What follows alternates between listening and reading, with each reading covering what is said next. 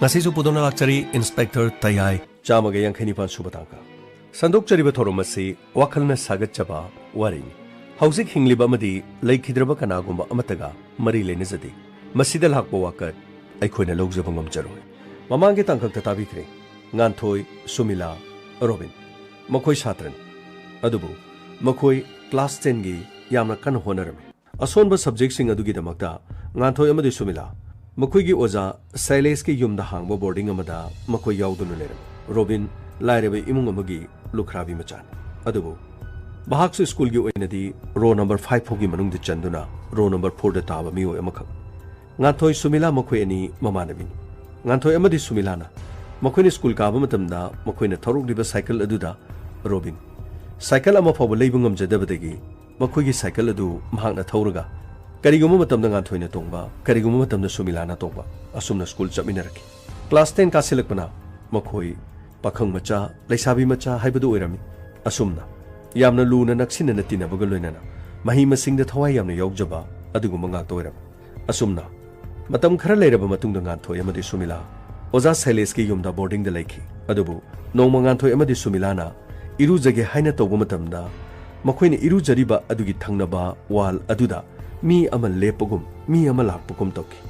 Madugi wakata, Nganthoi na Makwigi Oza Celeste Tamki. Oza Celeste na Mahaki boarding Adugi Mingsa Tibatare Heduna. Nganthoi Pupuning Pataki. Loina Nupa Masa sing Aduda. Aduguma Tabuk Toba Yorabadi, Matunda Toba Yaro Heduna. Warning Oina Hiki. Asumna Thakara Hoki. Makatarak the Robin School de Halakumatamda. Mamanaba, Ganasha Mamadi, Nongton. Moko Enina. Mobile gi clip ama yengo haiduni yanganki. Adubu. Mobile gi clip adudi Nganthoi ni irujabagi video oirongki. Matamadu the Robina. Video do Mutana Bahiki. Adubu. Ganasha Mamadi Nongtona. Madu Mipong Kudumoki mobile de Yorobani. Mokoi Sumatang Matang Mokoi de Lakibani. Hariba Poso do Mokoina Tagat Banati. Karigumananga Tambataragadi. I coin no other Utkibaliti Haiduna Haigani Haiduna. Asumna Hariga Mokoi, Satkira. Adubu, Robin. Class Amata de Taminaba, Amadi Mokoi, Tinaba Marumapang Uba Maramna. Wapamasimha, Tumina Lacy, Kadai. Haidoxi Kadai. Topong Kankiti. Karitoni. Video Adubu. Atokaram Nganthoi Namli. Aduga Mokugi mobile, the Yoriban Kariki. Ebo. Hi Sigadai. Hi Rusigadai. I carried over Nihuzi. Pari. Ay. Wafam sing to the Tambatabani. Adubu. Nganto in a video do Yang Heraglabadi. I di mobile shopati. I di Matokarna. Hi video do Hungary. Pari. Aina Hydrabasu. So I didn't mock him how to pop Targan. Adubu. 16 and never get them off from Simon height of the other. Pari. Ay. So I didn't see them on. What from a shit Tamaki? Masigatung the school suited Havangaki.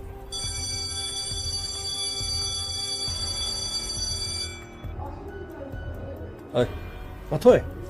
Matoy. Matangaku. Airo. Karihege. Wamtahogi Doni. Kariwano.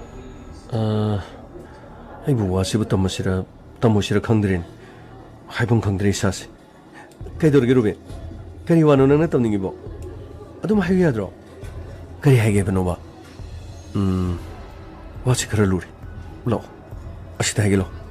Mitabayatiba. Eh, Kainoisibo. Mitabayatabo, the I'm going to Karihaduba. Adugivanati. Lana Kangano. Sumani Tobani. Nangi. Video Makana Viral. Eh, I give a video. Oh, Sumilago Quig Sega Saga Dance Cato Gokan hostel the Gato Budro. Adosure. Adunati. Kangi Bungo. Adu Eramani. A question.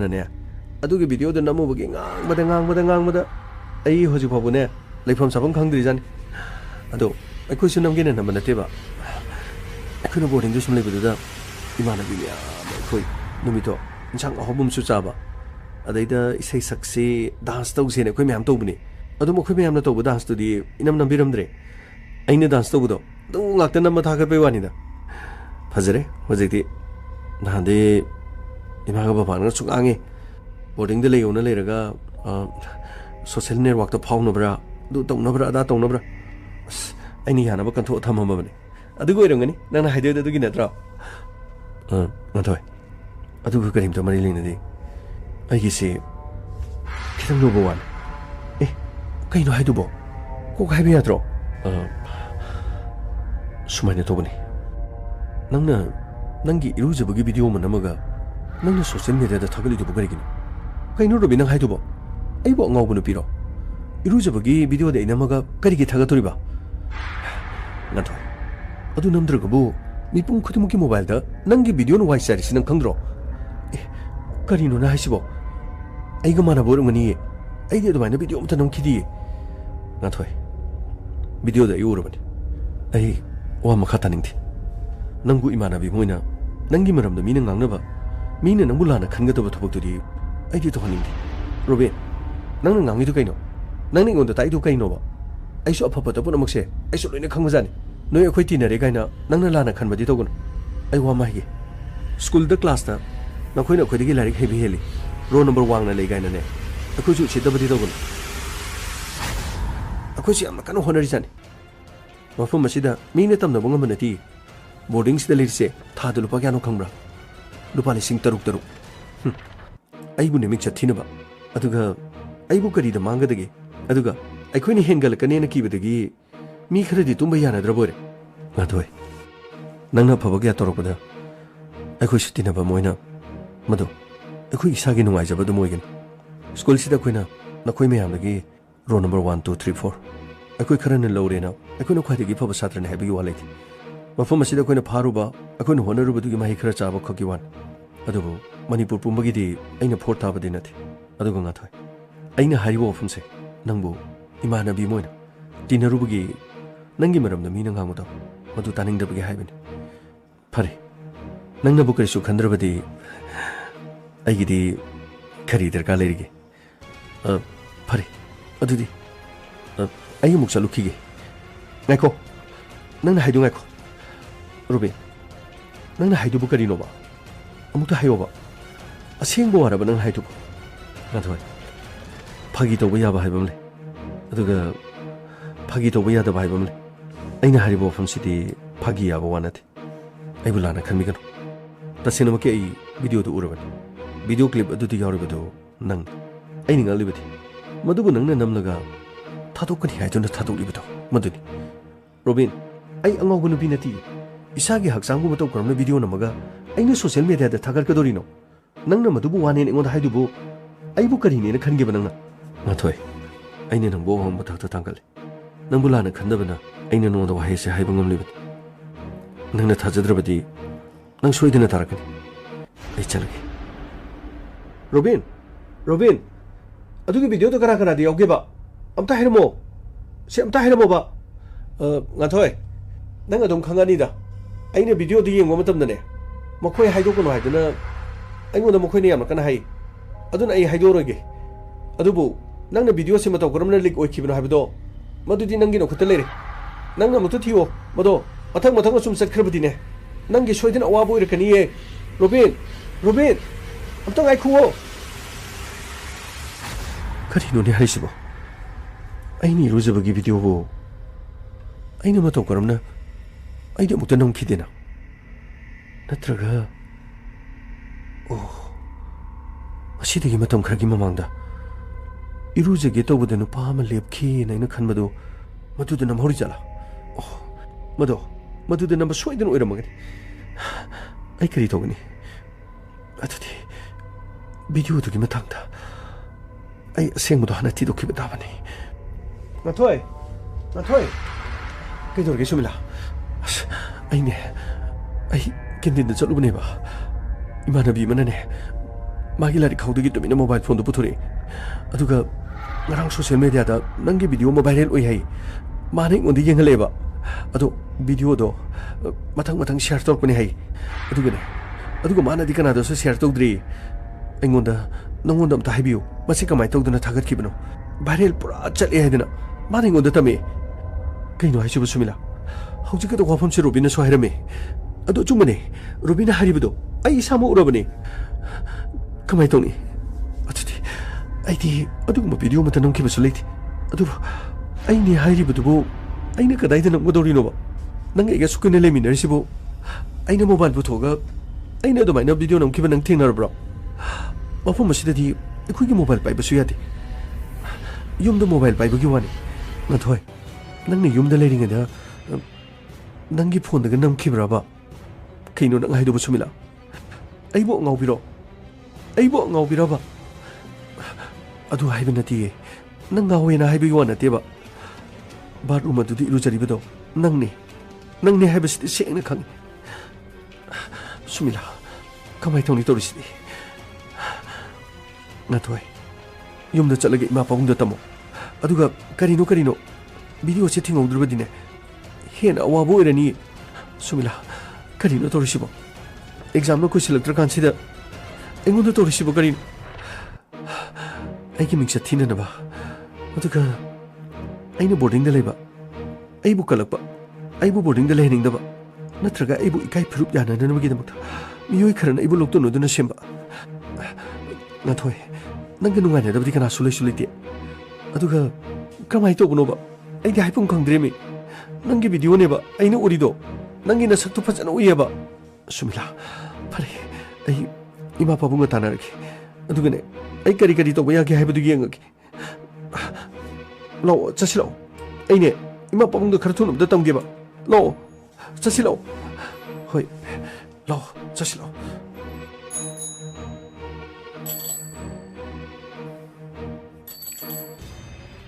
ꯀꯔꯤꯅꯣꯅꯦ ꯃꯃꯥ ꯍꯥꯏꯔꯤꯁꯤꯕꯣ ꯅꯪꯅ ꯑꯩꯉꯣꯟꯗ ꯇꯝꯃꯤꯕ ꯄꯥꯎꯁꯤꯕꯨ ꯀꯔꯤꯅꯣ ꯑꯗꯨꯒꯨꯝꯕ ꯊꯕꯛꯄꯨ ꯊꯣꯛꯄ ꯌꯥꯕ꯭ꯔꯅꯦ ꯍꯧꯖꯤꯛꯀꯤ ꯃꯇꯝꯗ ꯅꯆꯥꯅꯨꯄꯤꯁꯤꯕꯨ ꯑꯩꯈꯣꯏꯅ ꯂꯥꯏꯔꯤꯛ ꯂꯥꯏꯁꯨ ꯇꯝꯍꯟꯗꯅ ꯃꯤꯔꯛ ꯇꯤꯟꯅꯅꯕ ꯍꯥꯏꯗꯅ ꯃꯥꯒꯤꯗꯃꯛꯇ ꯑꯩꯈꯣꯏꯅꯁꯨ ꯌꯥꯝꯅ ꯍꯣꯠꯅꯔꯒ ꯑꯗꯨꯒꯨꯝꯕ ꯊꯕꯛꯇꯨꯕꯨ ꯃꯥꯅ ꯇꯧꯔꯝꯒꯗ꯭ꯔꯅꯦ ꯀꯔꯤꯅꯣꯕ ꯅꯪꯅ ꯍꯥꯏꯔꯤꯗꯨꯕꯣ ꯃꯣꯏ ꯄꯥꯕꯨꯡ ꯑꯩꯁꯨꯅꯦ ꯋꯥꯐꯝ ꯑꯁꯤ ꯈꯪꯕ ꯅꯠꯇꯦ ꯅꯆꯥꯅꯨꯄꯤꯒ ꯃꯥꯒꯤ ꯃꯃꯥꯟꯅꯕꯤ ꯁꯨꯃꯤꯂꯥꯒꯅ ꯇꯝꯕꯅꯦ ꯍꯧꯖꯤꯛꯇꯤ ꯃꯤꯄꯨꯝ ꯈꯨꯗꯤꯡꯃꯛꯀꯤ ꯃꯣꯕꯥꯏꯜ ꯐꯣꯟꯗ ꯚꯤꯗꯤꯑꯣꯗꯣ ꯄꯨꯡꯆꯥꯏ ꯆꯥꯏꯔꯦ ꯍꯥꯏꯔꯤ ꯀꯃꯥꯏꯅ ꯇꯧꯒꯗꯣꯏꯅꯣꯕ ꯍꯥꯏꯌꯣꯕ ꯃꯣꯏ ꯄꯥꯕꯨꯡ ꯅꯆꯥꯅꯨꯄꯤꯁꯦ ꯀꯃꯥꯏꯅ ꯇꯧꯗꯣꯏꯅꯣꯕ ꯃꯁꯤꯅ ꯃꯔꯝ ꯑꯣꯏꯔꯒ ꯅꯆꯥꯅꯨꯄꯤꯁꯦ ꯐꯠꯇ ꯅꯨꯡꯗ ꯊꯣꯛꯑꯗꯤ ꯀꯃꯥꯏꯅ ꯇꯧꯗꯣꯏꯅꯣꯕ ꯃꯃꯥ ꯑꯩꯅ ꯅꯉꯣꯟꯗ ꯅꯆꯥꯅꯨꯄꯤꯁꯦ ꯃꯣꯕꯥꯏꯜ ꯄꯥꯏꯍꯟꯒꯅꯨꯅ ꯑꯩꯅ ꯅꯉꯣꯟꯗ ꯌꯥꯝ ꯍꯥꯏꯕ ꯅꯠꯇ꯭ꯔꯣ ꯍꯧꯖꯤꯛꯀꯤ ꯅꯈꯣꯏꯒꯤ ꯑꯣꯟꯂꯥꯏꯟ ꯀ꯭ꯂꯥꯁ ꯑꯗꯨ ꯀꯔꯤꯅꯣ ꯀꯥꯟꯅꯕ ꯌꯥꯝ ꯌꯥꯎꯏ ꯍꯥꯏꯗꯅ ꯃꯣꯕꯥꯏꯜꯗꯨ ꯅꯝꯗꯅ ꯂꯩꯔꯦ ꯃꯣꯕꯥꯏꯜꯗꯨ ꯂꯩꯔꯕ ꯃꯇꯨꯡꯗꯗꯤ ꯃꯣꯕꯥꯏꯜꯗꯨꯒꯤ ꯁꯤꯖꯤꯟꯅꯐꯝꯗꯨ ꯅꯤꯡꯊꯤ ꯅꯨꯡꯉꯥꯏꯅ ꯂꯩꯇ꯭ꯔꯕꯅꯤꯅ ꯏꯔꯨꯖꯐꯝꯗ ꯐꯣꯇꯣ ꯈꯔ ꯀꯥꯞ ꯅꯣꯡꯉꯥꯟꯗꯒꯤ ꯅꯨꯃꯤꯠ ꯇꯥꯎꯕ ꯐꯣꯇꯣ ꯈꯔ ꯀꯥꯞꯄꯒ ꯁꯣꯁꯤꯌꯦꯜ ꯃꯤꯗꯤꯌꯥꯁꯤꯡꯗ ꯊꯥꯒꯠꯄ ꯁꯤ ꯅꯠꯇ꯭ꯔꯣ ꯅꯪꯒꯤ ꯅꯆꯥꯅꯨꯄꯤꯅ ꯇꯧꯔꯤꯁꯤ ꯁꯤ ꯅꯠꯇ꯭ꯔꯕ ꯃꯗꯣ ꯃꯁꯥꯅ ꯃꯗꯨꯗ ꯊꯣꯛꯅꯅꯕ ꯍꯥꯏꯗꯅ ꯃꯥꯅ ꯁꯤꯜꯂꯤꯝ ꯍꯧꯖꯤꯛꯇꯤ ꯀꯔꯤ ꯇꯧꯒꯅꯤ ꯃꯤꯄꯨꯝ ꯈꯨꯗꯤꯡꯃꯛꯇ ꯚꯤꯗꯤꯑꯣꯗꯣ ꯄꯨꯝꯆꯥꯏ ꯆꯥꯏꯗꯅ ꯂꯣꯏꯔꯝꯃꯒꯅꯤ ꯀꯔꯤ ꯇꯧꯕ ꯇꯥꯏ ꯉꯥꯏꯈꯣ ꯅꯆꯥꯅꯨꯄꯤ ꯀꯧꯔꯣ ꯅꯆꯥꯅꯨꯄꯤꯗꯣ ꯑꯝꯇ ꯀꯧꯔꯣ ꯍꯣꯏ ꯃꯣꯏ ꯄꯥꯕꯨꯡ ꯉꯥꯟꯊꯣꯏ ꯁꯨꯃꯤꯂꯥ ꯉꯥꯟꯊꯣꯏ ꯂꯥꯛꯑꯣ ꯅꯈꯣꯏꯅꯤ ꯁꯤꯗ ꯑꯝꯇ ꯂꯥꯛꯑꯣ ꯅꯣꯏ ꯄꯥꯕꯨꯡ ꯋꯥ ꯑꯝꯇ ꯍꯥꯏꯒꯦ ꯂꯥꯛꯑꯣ ꯄꯥꯕꯨꯡ ꯁꯨꯃꯤꯂꯥ ꯄꯥꯕꯨꯡ ꯅꯪꯗꯤ ꯐꯣꯟ ꯄꯥꯏꯕ꯭ꯔꯥ ꯄꯥꯕꯨꯡ ꯑꯩꯗꯤ ꯐꯣꯟ ꯊꯑꯣꯏꯅꯗꯤ ꯂꯩꯇꯦ ꯌꯨꯝꯗ ꯑꯩꯈꯣꯏ ꯄꯥꯕꯨꯡꯒꯤ ꯈꯔ ꯄꯥꯏ ꯑꯩꯈꯣꯏ ꯗꯗꯥꯒꯤ ꯉꯥꯏꯍꯥꯛ ꯄꯥꯏ ꯑꯗꯨ ꯈꯛꯇꯅꯤ ꯉꯥꯟꯊꯣꯏ ꯈꯣꯏꯗꯤ ꯁ꯭ꯀꯨꯜ ꯆꯠꯄꯗ ꯃꯣꯕꯥꯏꯜ ꯄꯨꯗꯕꯒꯤ ꯋꯥꯅꯤ ꯌꯨꯝ ꯑꯁꯤꯗ ꯃꯃꯥꯒ ꯇꯥꯟꯅꯔꯒ ꯃꯣꯕꯥꯏꯜ ꯑꯄꯥꯛꯄ ꯑꯃ ꯂꯩꯔꯒ ꯁꯤꯖꯤꯟꯅꯗꯅ ꯂꯩꯔꯤꯕꯅꯤ ꯀꯝꯗꯧꯕ ꯍꯧꯖꯤꯛꯇꯤ ꯀꯝꯗꯧꯕ ꯉꯥꯟꯊꯣꯏ ꯏꯄꯥꯎ ꯍꯥꯏꯒꯦ ꯏꯆꯥꯒꯤ ꯏꯖꯠ ꯁꯣꯛꯄ ꯌꯥꯕ ꯅꯠꯇꯦ ꯍꯧꯈ꯭ꯔꯕꯗꯤ ꯍꯧꯈ꯭ꯔꯦ ꯊꯦꯡꯅꯕ ꯇꯥꯕꯅꯤ ꯃꯗꯨꯅ ꯃꯔꯝ ꯑꯣꯏꯔꯒ ꯐꯠꯇꯕ ꯈꯣꯡꯊꯥꯡ ꯊꯥꯡꯕ ꯌꯥꯗꯦ ꯀꯅꯥꯗꯒꯤ ꯀꯔꯝꯅ ꯃꯇꯧ ꯀꯔꯝꯅ ꯂꯥꯛꯂꯤꯕꯅꯣ ꯍꯥꯏꯕꯗꯨ ꯊꯤꯕ ꯇꯥꯕꯅꯤ ꯀꯣ ꯑꯩ ꯋꯥꯍꯩꯒꯦ ꯅꯪꯉꯣꯟꯗ ꯋꯥꯐꯝꯁꯤ ꯀꯅꯥꯅ ꯍꯥꯏꯔꯤ ꯄꯥꯕꯨꯡ ꯔꯣꯕꯤꯟꯅ ꯍꯥꯏꯔꯤ ꯀꯔꯤ ꯔꯣꯕꯤꯟꯅꯗꯤ ꯀꯅꯥꯅꯣ ꯃꯈꯥ ꯂꯩꯀꯥꯏꯒꯤ ꯑꯩꯈꯣꯏꯒ class ꯃꯥꯟꯅꯕꯗꯣ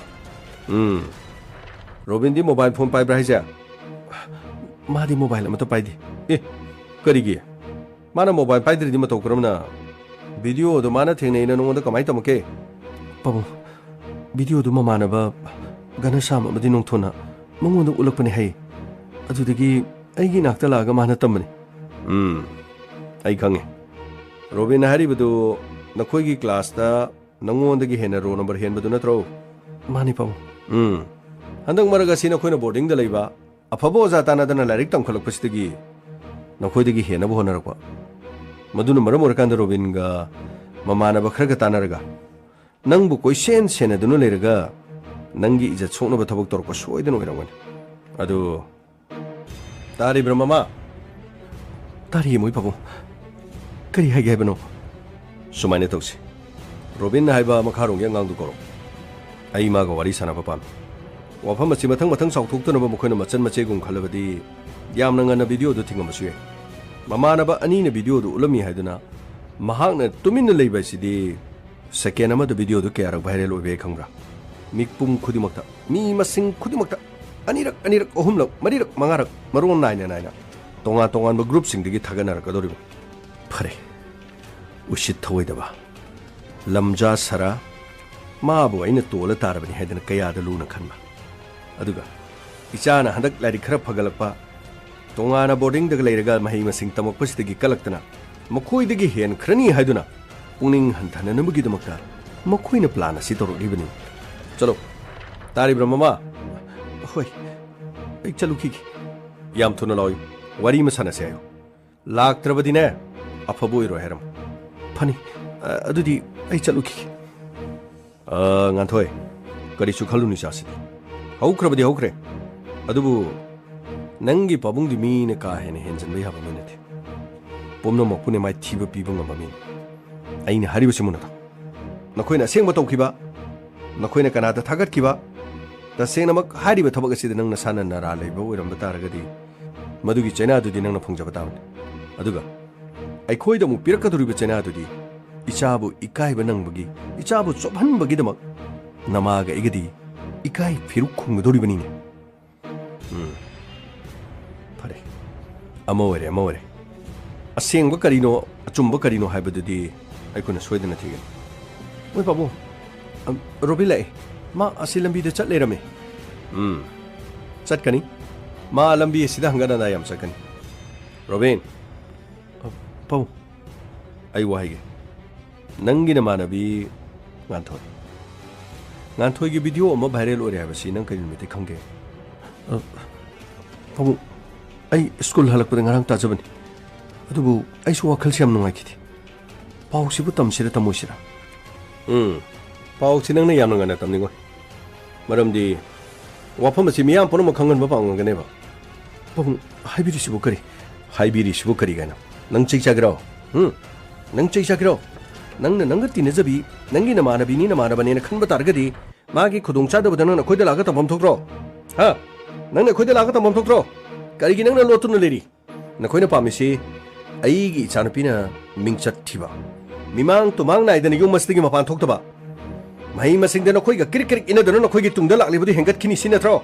Ah, Naquina Calibo can say Luton. Naquina Bukayama for Wakan Kanigi. Me Masani. Wakal Masakan Matavan. Aton Bakanguni, Aton Wakan Kantabani. A Papa Shenjao Paiba, Nunga Papa Singina. A Papa Nakani Kalisi. What the Padaba, owning the what plate of Banina Makala, a Papa the Kalaga. Apabungak the toy. Nakoigumba, Judat Naba, Lamja Sara, Mama Mapamasak Kang the Basingase, Masikum in Kareline. Pabung, Pabungang bidding but bidding Mangambi. Atubu Pabung. Adi, Wapamasicari met a Kanjabanati. Chumnagi, Imanaba, Nidun Ulamadigi, Aitasin and White of the gay, Nantoi the Wapamasitam to keep a catani Pabung. Gompirgi Mamitigi Mapita Edonine. Nungsibas Hariba. Bambom Tingbas Hariba Apaba, Marup Mapang Shariba. Nakoina Tung the Kudong Saba Loki Kaliba the Lincoln. No one again meet up of Nana question Senadana. School set Pabuero, Halak Pabuero. Nano question Senaba. Maduna get away. Mokudi Larik Padre. Exam the Dinoquini Hele. Naquidi Gentavan in Yumda Larik Paduna Dumne. Ain and Amupaneam Nuxiban. Adobufare. Naquina Wapumasi. I could have seen with Hyderbanina. Police came and acted Chapatare. Police stay fire upon Gani. Togo was singing a tongue the Langlangin put talk trip of Hova. Nakuibo all up on the Sweden in the Tangani. Pabu, the Simony Pabu. Can you get them to Queen and Togi at Magnaponadin? Pabu Nantogi Punchida or Natarabasu. Sail Nataba, Sana Nataba. Madubu Erbadini. Magi the Mutama Mantadana, Magi Kudung Tibupunama. I ain't a Punamanga Tokana. Mabudi Sholo Pabu. Domino! Nonsense. Nupi have a city. A sworn another and a crahen and Nuxigan. ꯇꯦꯊ ꯁꯅꯔꯒ ꯇꯨꯛꯊ ꯁꯅꯔꯒ ꯂꯝꯖꯥ ꯁꯔꯥ ꯅꯃꯥ ꯂꯨꯈ꯭ꯔꯥꯕꯤꯗꯨꯅ ꯄꯣꯛꯄ ꯃꯆꯥꯅꯤꯅꯦ ꯅꯨꯡꯁꯤꯕ ꯁꯥꯟꯅꯅꯕ ꯇꯦꯊ ꯁꯅꯔꯒ ꯏꯆꯥꯅꯨꯄꯤꯒꯤ ꯊꯃꯣꯏꯕꯨ ꯖꯣꯏ ꯇꯧꯅꯕ ꯍꯣꯠꯅꯔꯛꯄꯗꯒꯤ ꯏꯆꯥꯅꯨꯄꯤꯅ ꯂꯥꯞꯊꯣꯛꯈꯤꯕ ꯍꯥꯏꯕꯗꯤ ꯕꯣꯔꯗꯤꯡꯗ ꯂꯩꯈꯤꯕꯗꯨꯅ ꯃꯔꯝ ꯑꯣꯏꯔꯒ ꯃꯍꯥꯛꯀꯤ ꯃꯤꯡꯆꯠ ꯁꯣꯛꯅꯕ ꯇꯧꯔꯕꯗꯤ ꯃꯍꯥꯛ ꯌꯨꯝꯗ ꯑꯃꯨꯛ ꯍꯜꯂꯛꯀꯅꯤ ꯁꯤꯅꯤ ꯑꯗꯨꯔꯕꯗꯤ ꯃꯐꯝ ꯑꯁꯤꯗ ꯅꯪꯅ ꯃꯥꯕꯨ ꯇꯣꯏꯅ ꯎꯕ ꯐꯪꯒꯅꯤ ꯁꯤꯅꯤ ꯅꯠꯇ꯭ꯔꯥ ꯃꯗꯨꯒꯤ ꯅꯠꯇ꯭ꯔꯣ ꯄꯥꯕꯨꯡ ꯏꯆꯥꯕꯨ ꯉꯥꯛꯄꯤꯌꯨ ꯄꯥꯕꯨꯡ ꯑꯆꯨꯝꯕꯅꯤ ꯃꯤ ꯃꯆꯥ ꯑꯩꯈꯣꯏꯗꯤ ꯋꯥꯈꯜ ꯑꯄꯤꯛꯄ ꯈꯟꯕꯅꯤ ꯄꯥꯕꯨꯡ ꯑꯩꯒꯤ ꯏꯃꯥ ꯂꯨꯈ꯭ꯔꯥꯕꯤ ꯄꯟꯗꯨꯅ ꯄꯥꯕꯨꯡꯅ ꯆꯩꯕꯤꯕ ꯃꯗꯨꯁꯨ ꯃꯇꯤꯛ ꯆꯥꯏ ꯌꯥꯝ ꯊꯤꯅ ꯉꯥꯡꯕꯤꯌꯨ ꯌꯥꯝ ꯊꯤꯅ ꯆꯩꯕꯤꯌꯨ ꯍꯤꯡꯕꯒꯤ ꯃꯍꯥꯎ ꯂꯩꯇ꯭ꯔꯕ ꯍꯤꯡꯕ ꯃꯥꯅ ꯍꯤꯡꯂꯤꯕ ꯄꯨꯟꯁꯤ ꯑꯁꯤꯅ ꯀꯅꯥꯒꯤ ꯃꯥꯡꯅꯕ ꯈꯜꯂꯨꯗꯣꯏꯅꯣ ꯄꯥꯕꯨꯡ ꯆꯔꯥ ꯑꯅꯤ ꯐꯥꯎꯕ ꯄꯨꯛ ꯊꯟꯅ ꯆꯥꯕ ꯉꯝꯗꯕ ꯑꯩꯈꯣꯏꯅ ꯃꯤꯒꯤ ꯃꯥꯡꯅꯕ ꯍꯣꯠꯅꯕꯗꯤ ꯉꯝꯃꯣꯏꯌꯦ ꯄꯥꯕꯨꯡ ꯌꯥꯔꯦꯇꯣ ꯀꯞꯁꯤꯟ ꯂꯥꯎꯁꯤꯟꯅꯗꯅ ꯃꯐꯝ ꯑꯁꯤꯗ ꯑꯩ ꯄꯨꯂꯤꯁꯇ ꯇꯥꯛꯀꯥꯟꯗ ꯑꯁꯦꯡꯕꯁꯤꯡꯗꯣ ꯂꯣꯏꯅ ꯈꯪꯒꯗꯕꯅꯤ ꯑꯩꯅ ꯅꯈꯣꯏꯒꯤ ꯅꯊꯛꯇ ꯀꯔꯤ ꯇꯧꯏ ꯍꯥꯏꯕꯗꯣ ꯃꯗꯨ ꯌꯦꯡꯉꯣꯕ ꯅꯣꯏ ꯄꯥꯕꯨꯡ ꯔꯣꯕꯤꯟꯗꯗꯤ ꯉꯥꯡꯕꯤꯔꯨꯅꯨ ꯄꯥꯕꯨꯡ ꯃꯥꯗꯤ ꯀꯔꯤꯃꯇ ꯌꯥꯎꯗꯕꯅꯤ ꯇꯨꯃꯤꯟ ꯂꯩꯌꯨ ꯑꯩꯅ ꯅꯉꯣꯟꯗ ꯀꯌꯥꯔꯛ ꯍꯥꯏꯕ ꯅꯠꯇ꯭ꯔꯣ ꯑꯁꯤꯒꯨꯝꯕ ꯃꯤ ꯃꯆꯥ ꯂꯝꯖꯥ ꯁꯔꯥꯁꯤꯡ ꯑꯁꯤꯒ ꯇꯤꯟꯅꯒꯅꯣꯅ ꯅꯉꯣꯟꯗ ꯍꯥꯏꯕ ꯅꯠꯇ꯭ꯔꯣ ꯀꯔꯤ ꯊꯣꯛꯑꯦ ꯀꯔꯤ ꯊꯣꯛꯒꯦ ꯅꯪꯒꯤ ꯑꯋꯥ ꯑꯅꯥꯗ ꯃꯍꯥꯛꯅ ꯀꯔꯤ ꯇꯧꯕ ꯉꯝꯗꯣꯏꯅꯣ ꯇꯤꯟꯅꯩ ꯍꯥꯏꯕꯒꯤ ꯋꯥꯅꯤ ꯅꯪꯒꯤ ꯑꯋꯥ ꯑꯅꯥ ꯇꯥꯔꯛꯄ ꯃꯇꯝꯗ ꯃꯍꯥꯛꯅ ꯀꯔꯤ ꯇꯧꯕ ꯉꯝꯗꯣꯏꯅꯣ ꯇꯧꯁꯤꯟꯅꯔꯤꯕ ꯀꯞꯁꯤꯟꯅꯔꯤꯕ ꯂꯥꯎꯁꯤꯟꯅꯔꯤꯕ ꯅꯨꯡꯁꯤꯕ ꯁꯥꯔꯤꯕꯅꯤꯅꯦ ꯃꯔꯨꯞ ꯑꯃꯅꯤ ꯇꯤꯟꯅꯔꯤꯕꯅꯤ ꯀ꯭ꯂꯥꯁꯃꯦꯠꯅꯤ ꯁꯤꯅꯤꯅꯦ ꯃꯈꯣꯏꯅ ꯃꯅꯨꯡꯗ ꯇꯤꯟ ꯆꯪꯕ ꯋꯥꯈꯜ ꯈꯜꯂꯤꯕꯗꯣ ꯃꯗꯨ ꯑꯩꯅ ꯃꯅꯨꯡ ꯌꯧꯅ ꯑꯩꯒꯤ ꯏꯃꯤꯠꯁꯤꯅ ꯎꯈ꯭ꯔꯕꯅꯦ ꯅꯪ ꯃꯐꯝ ꯑꯁꯤꯗꯒꯤ ꯌꯥꯝ ꯊꯨꯅ ꯆꯠꯂꯣ ꯑꯩꯅ ꯍꯥꯏꯔꯤꯕꯁꯤꯅꯤ ꯃꯐꯝ ꯑꯁꯤꯗꯒꯤ ꯌꯥꯝ ꯊꯨꯅ ꯆꯠꯂꯣ ꯄꯥꯕꯨꯡ ꯅꯆꯥꯗꯤ ꯂꯥꯟꯗꯤ ꯂꯥꯟꯗꯕꯅꯤ ꯄꯥꯕꯨꯡ ꯑꯩꯗꯤ ꯏꯆꯝ ꯆꯝꯅ ꯋꯥꯐꯝ ꯑꯁꯤ ꯅꯥꯊꯣꯏꯒꯤ ꯃꯤꯡꯆꯠ ꯊꯤꯕ ꯇꯥꯔꯦ ꯍꯥꯏꯗꯨꯅ ꯑꯩꯗꯤ ꯋꯥꯐꯝ ꯑꯁꯤ ꯁ꯭ꯀꯨꯜ ꯀ꯭ꯂꯥꯁ ꯍꯦꯛ ꯂꯣꯏꯕꯒ ꯃꯉꯣꯟꯗ ꯋꯥꯐꯝ ꯑꯁꯤ ꯇꯝꯖꯈꯤꯕꯅꯤ ꯌꯥꯔꯦ ꯆꯠꯂꯨꯅꯦ ꯅꯃꯥꯏꯗꯨꯗ ꯁꯦꯟꯗꯟꯁꯤꯅ ꯑꯣꯟꯗ ꯀꯜꯂꯛꯀꯅꯤ ꯆꯠꯂꯨꯅꯦ ꯎꯁꯤꯠ ꯊꯑꯣꯏꯗꯕ ꯃꯃꯥ ꯃꯣꯏ ꯄꯥꯕꯨꯡ ꯒꯥꯔꯤꯁꯨ ꯄꯨꯔꯛꯑꯣ ꯒꯥꯔꯤꯁꯨ ꯄꯨꯔꯛꯑꯣ ꯑꯗꯨꯒ ꯅꯥꯊꯣꯏ ꯄꯥꯕꯨꯡ ꯁꯨꯃꯤꯂꯥ ꯄꯥꯕꯨꯡ ꯅꯈꯣꯏ ꯑꯅꯤꯒ ꯂꯣꯏꯅꯅ ꯄꯨꯂꯤꯁ ꯁ꯭ꯇꯦꯁꯟꯗ ꯆꯠꯁꯤ ꯊꯧꯗꯣꯛ ꯑꯁꯤꯒꯤ ꯃꯇꯥꯡꯗ ꯋꯥꯐꯝꯁꯤꯡ ꯄꯨꯝꯅꯃꯛ ꯇꯝꯗꯨꯅ ꯃꯔꯥꯜ ꯂꯩꯕꯁꯤꯡ ꯑꯗꯨ ꯐꯒꯠꯅꯅꯕꯒꯤꯗꯃꯛ ꯌꯥꯝ ꯊꯨꯅ ꯍꯣꯠꯅꯁꯤ ꯄꯥꯕꯨꯡ ꯔꯣꯕꯤꯟꯗꯤ ꯀꯔꯤꯃꯇ ꯌꯥꯎꯗꯕꯅꯤ ꯄꯥꯕꯨꯡ ꯄꯨꯂꯤꯁꯇ ꯃꯥꯒꯤ ꯃꯃꯤꯡꯗꯤ ꯄꯟꯕꯤꯒꯅꯨ ꯃꯗꯨ ꯅꯪꯒꯤ ꯅꯊꯧ ꯅꯠꯇꯦ ꯃꯗꯨ ꯅꯪꯒꯤ ꯅꯊꯧ ꯅꯠꯇꯦꯅꯦ ꯀꯔꯤ ꯖꯥꯗꯨ ꯇꯧꯁꯟꯗꯅ ꯀꯔꯤ ꯋꯥꯍꯩ ꯍꯩꯖꯤꯟꯗꯅ ꯑꯊꯣꯠꯄ ꯑꯃꯦꯡꯕ ꯋꯥꯍꯩ ꯈꯔ ꯍꯥꯏꯔꯒ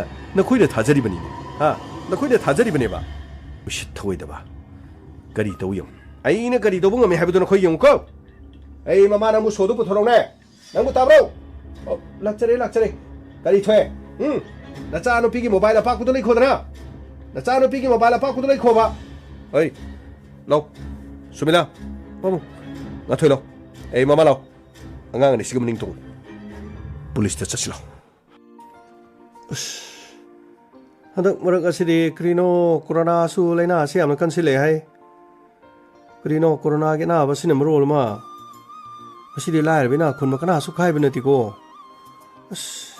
ꯍꯀꯨꯝꯁꯨ ꯑꯩꯈꯣꯏꯒꯤ ꯄꯨꯂꯤꯁꯀꯤ ꯃꯤꯁꯨ ꯀꯌꯥꯅꯣ ꯁꯤꯈꯤꯕꯅꯤ ꯀꯣꯔꯣꯅꯥꯁꯤ ꯑꯃꯨꯛ ꯅꯥꯔꯗꯤ ꯂꯝꯕꯤꯗ ꯑꯃꯨꯛ ꯗ꯭ꯌꯨꯇꯤ ꯇꯧ ꯍꯥꯏꯔꯛꯀꯅꯤ ꯇꯜꯂꯦ ꯍꯥꯏꯕꯁꯨ ꯌꯥꯗꯒꯨꯝ ꯇꯧ ꯑꯩꯈꯣꯏꯅ ꯆꯦꯛ ꯇꯧꯕ ꯃꯤ ꯃꯔꯛꯇꯨꯗ ꯑꯗꯨꯝ ꯀꯣꯔꯣꯅꯥ ꯅꯥꯕꯁꯨ ꯑꯗꯨꯝ ꯌꯥꯎꯒꯗꯣꯔꯤꯅꯦꯕ ꯈꯪꯗꯦꯗ ꯀꯣꯔꯣꯅꯥꯁꯤꯅ ꯀꯔꯝ ꯇꯧꯕꯅꯣ ꯈꯪꯗꯦ ꯈꯔ ꯅꯥꯔꯗꯤ ꯀꯣꯛ ꯆꯠꯈꯤꯒꯦꯗꯤ ꯑꯗꯨꯝ ꯃꯈꯣꯏꯅ ꯇꯧꯕꯁꯤꯅ ꯀꯔꯤꯅꯣ ꯌꯥꯝꯅ ꯆꯣꯞꯄꯤꯗ ꯃꯁꯤꯒꯤ ꯑꯅꯥꯕꯁꯤꯁꯨ ꯀꯔꯤꯅꯣ ꯈꯪꯗꯦꯗ ꯁꯨꯝ ꯅꯥꯗꯨꯅ ꯂꯩꯕꯁꯤꯕꯨ ꯃꯈꯣꯏꯕꯨ ꯑꯗꯨꯝ ꯅꯨꯡꯉꯥꯏꯕ꯭ꯔꯥ ꯈꯪꯗꯦꯅꯦ ꯃꯤꯒꯤ ꯍꯛꯆꯥꯡ ꯃꯅꯨꯡꯗ ꯆꯪꯉꯒ ꯃꯈꯣꯏꯅ ꯇꯧꯕꯁꯤ ꯀꯔꯤꯔꯥ ꯀꯔꯤꯅꯣ ꯑꯃ ꯐꯥꯎꯕ ꯈꯥꯡꯕ ꯉꯝꯗ꯭ꯔꯤꯉꯩꯗ ꯀꯔꯤ ꯁꯦꯀꯦꯟ ꯋꯦꯕ ꯍꯥꯏꯕ꯭ꯔꯥ ꯀꯔꯤꯅꯣ ꯑꯃꯨꯛꯁꯨ ꯇꯧꯏ ꯌꯥꯝꯅ ꯂꯨꯕꯗꯤꯀꯣ ꯃꯁꯤꯒꯤ ꯑꯅꯥꯕꯁꯤꯗꯤ ꯃꯄꯥꯟ ꯂꯝꯗꯗꯤ ꯄꯨꯔꯥ ꯂꯣꯏꯔꯦ ꯁꯤꯗꯒꯤꯗꯤ ꯇ꯭ꯔꯦꯟ ꯇꯣꯡꯉꯒ ꯃꯌꯥꯝ ꯀꯧꯕ ꯌꯥꯔꯅꯤ ꯃꯊꯪ ꯇ꯭ꯔꯦꯟ ꯀꯧꯔꯒ ꯃꯊꯪ ꯑꯗꯒꯤꯗꯤ ꯂꯣꯛꯗꯥꯎꯟ ꯀꯔꯤ ꯗꯥꯎꯟ ꯄꯨꯔꯥ ꯗꯥꯎꯟ ꯑꯍꯤꯡ ꯗꯥꯎꯟ ꯑꯌꯨꯛ ꯗꯥꯎꯟ ꯅꯨꯡꯊꯤꯟ ꯗꯥꯎꯟ ꯊꯕꯛ ꯗꯥꯎꯟ ꯄꯩꯁꯥ ꯗꯥꯎꯟ ꯄꯨꯔꯥ ꯗꯥꯎꯟꯒꯤ ꯗꯥꯎꯟ ꯉꯥꯛꯇꯅꯤꯀꯣ ꯒ꯭ꯌꯥꯟ ꯃꯥꯟ ꯇꯥꯕ ꯅꯠꯇꯦ ꯀꯃꯩ ꯁꯥꯔ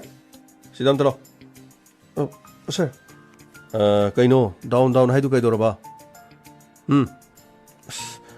ꯁꯥꯔ ꯑꯩꯈꯣꯏꯒꯤ ꯊꯕꯛꯁꯤꯁꯨ ꯀꯦꯁꯁꯤꯁꯨ ꯋꯥꯠꯇꯦ ꯁꯥꯔ ꯉꯁꯤ ꯅꯣꯡ ꯅꯤꯅꯤ ꯈꯛꯇꯅꯤꯀோ ꯇꯨꯃꯤꯟꯅ ꯂꯩꯕꯁꯤ ꯁꯥꯔ ꯑꯗꯨꯕꯨ ꯁꯥꯔ ꯀꯣꯔꯣꯅꯥꯒꯤ ꯄꯥꯎꯁꯦ ꯑꯃꯨꯛ ꯇꯥꯔꯕꯗ ꯁꯥꯔ ꯏꯁꯥꯁꯤ ꯀꯔꯤꯅꯣꯝ ꯏꯄꯥꯏ ꯍꯧꯔꯦꯗ ꯁꯥꯔ Karino do yum do matang khra legi habro inaw no pi jun reiga wari utai sanadana karino ada legi habro as adu gina te da sir yum da chat padun hene ki re da sir kai dor ba yum da chala kai dor hai no as sir yum da muk chat padu ko gre manung da ge mu corona second wave na ba mi mu thengna ri sir ai yam na tale sir as jun rei thengna dring de ko sir tamilong jaw dring de lambi da ai nap tan corona second wave na nap tan lai gradi sir as ai ge jun rei na kap ko da do as ai madu yeng ba ngamoi da sir ai ne hayeng atia ma thak gi as jun rei na mapi tar kap du sir ai yeng ba ngamoi da ai sida sum lai jege da sir mask su bajan upo sanitizer pu ko aduga khara lap na lerga dum yai ko sir adu di chimpa purbo wani da sir hakum so do dum hai aduga mi adum mayam na ba di sir mask su khadang do loin up nei do sir ai ne phajan upo su ana ba mi do na khadang tha do ga sor do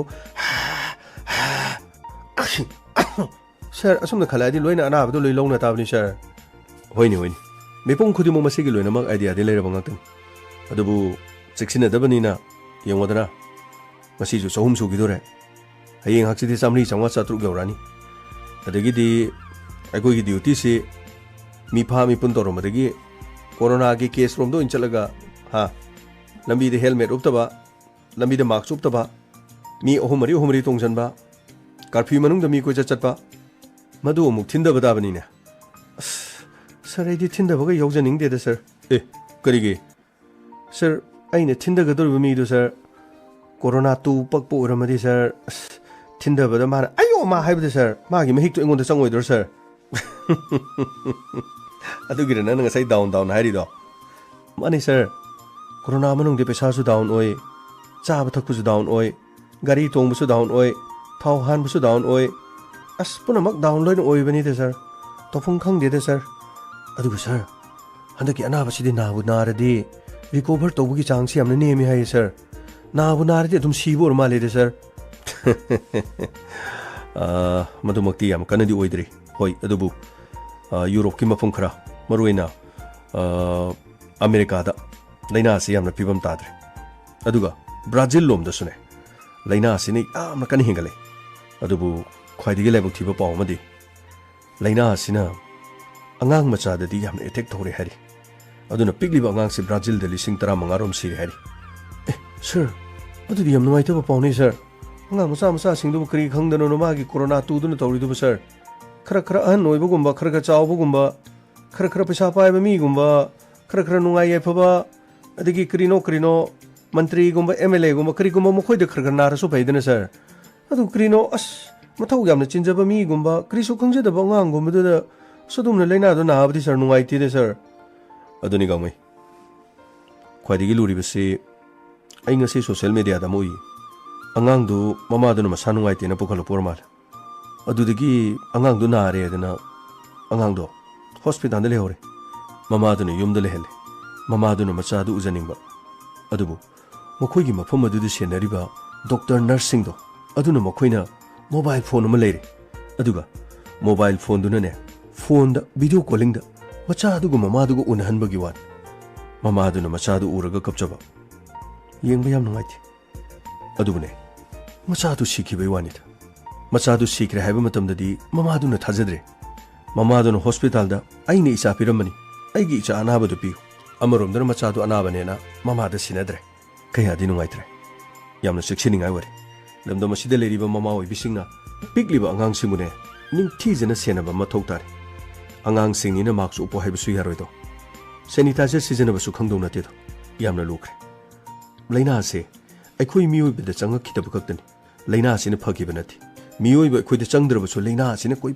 pai duna fatta ba mafom kya da amot ba mafom kya da leiba gi mong tori aikhoi mioi ba na marks upo ba laina duna mi du da changde haiba gi wani laina se na phaki haira ba su laina se di khoi gi akoi ba da adumak nak na pai duna aikhoi gi nak ta leiba ga chap manare adu di yam chakshini ngai wari sir kibu ke de sir gate chem dang thelu ge sir kari se thelu de ba matam khara ke spicer roi changbira anu hairu ge sir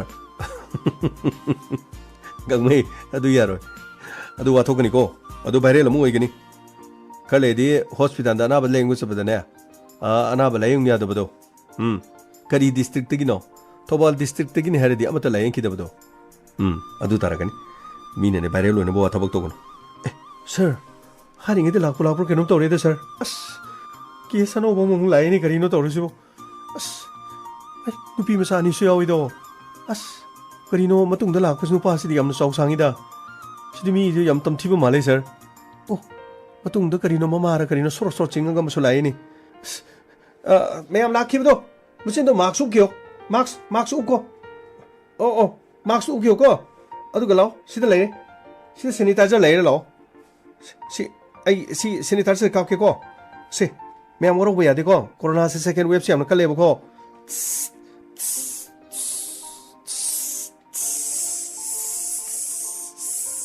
ꯌꯥꯈ꯭ꯔꯅꯤ ꯁꯤ ꯑꯣꯏꯔꯗꯤꯀꯣ ꯑꯗꯨꯅ ꯑꯩꯈꯣꯏ ꯂꯩꯅꯥꯗꯤ ꯅꯥꯕ ꯃꯤꯗꯤ ꯅꯠꯇꯦꯀꯣ ꯏꯕꯨꯡꯉꯣ ꯑꯩꯈꯣꯏ ꯂꯩꯅꯥ ꯅꯥꯗꯦ ꯐꯔꯦ ꯋꯥꯔꯧꯕ ꯌꯥꯗꯦꯀꯣ ꯃꯅꯨꯡꯗ ꯆꯪꯁꯤ ꯁꯥꯔ ꯎꯅꯒꯗꯕ ꯅꯠꯇ꯭ꯔꯣ ꯃꯥꯅꯤ ꯁꯥꯔ ꯑꯃꯨꯛꯇ ꯎꯅꯖꯒꯦ ꯁꯥꯔ ꯃꯤ ꯈꯔ ꯂꯥꯛꯏꯌꯦ ꯁꯥꯔ ꯆꯪꯍꯟꯖꯔꯣꯔꯦ ꯁꯥꯔ ꯌꯥꯅꯤ ꯒꯥꯡꯃꯩ ꯆꯪꯍꯜꯂꯣ ꯁꯥꯔ ꯃꯈꯣꯏ ꯃꯥꯛꯁꯁꯨ ꯂꯣꯏꯅ ꯎꯞꯍꯜꯂꯕꯅꯤ ꯁꯥꯔ ꯐꯔꯦ ꯆꯪꯕꯤꯔꯣ ꯇꯥꯗ ꯁꯣꯝ ꯆꯪꯕꯤꯔꯣ ꯀꯩ ꯂꯩꯔꯦ ꯇꯥꯗ ꯏꯟꯁꯄꯦꯛꯇꯔ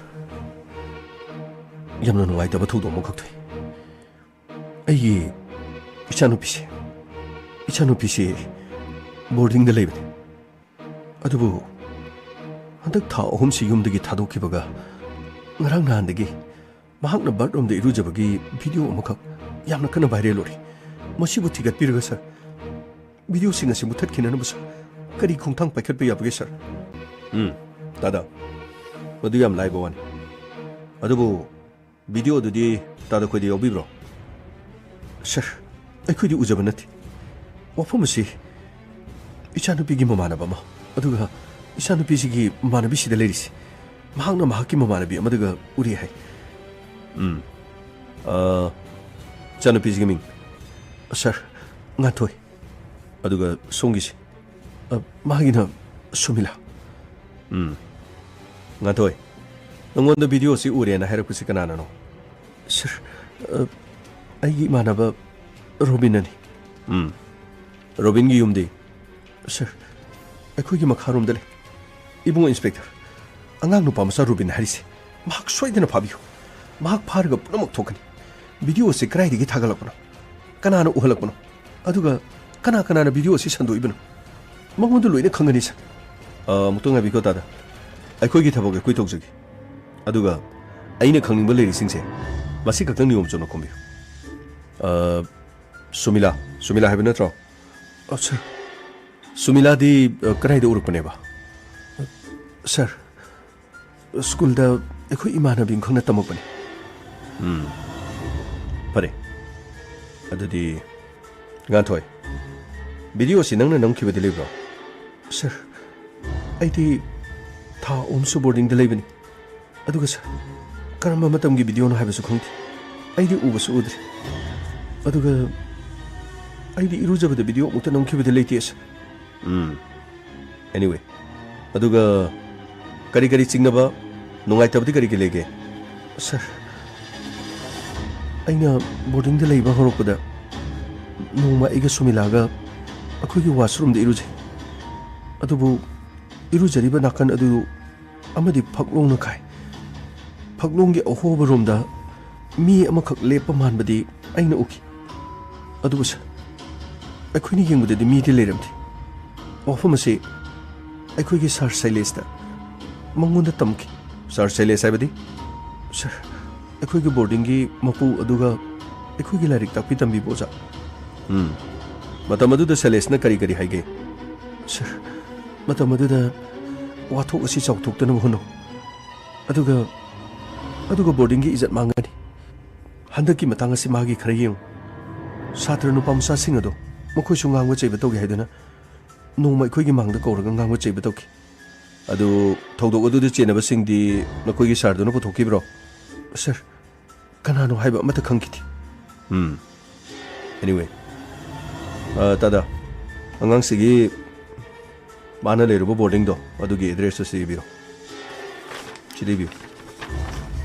ꯑꯗꯨꯒ ꯅꯨꯄꯥ ꯃꯆꯥꯗꯣ ꯔꯣꯕꯤꯟ ꯍꯥꯏꯕ꯭ꯔꯥ ꯃꯥꯒꯤ ꯑꯦꯗ꯭ꯔꯦꯁꯇꯨ ꯏꯕꯤꯔꯣ sir ai ichanupi punchisi mangba tare amuktadi kanbiyo sir amuktadi ichanupi punchisi kanbiyo sir tada kemdu kanbirun athuba matamda video dudi akoina muthana khonai aduga video du kadai degi thagalakro haiba madugi IP address irai laina khangani aduga thagaliba midu kanano haiba su khangani matamdi khitang log tare adubu case asigi matangda chumbo puthokna ba tangai fadana boarding thamliba Silas loinana ahan ba wafam asi tamlakliba Robin makoigi machin hangba macang sir soidina maki Robin harisi yauni sir mabu phabiraga achumaran punamak khangani sir tada amukta puningdo phathabigo thabaga si Robin na tawi haibadi khoina khangdri aduga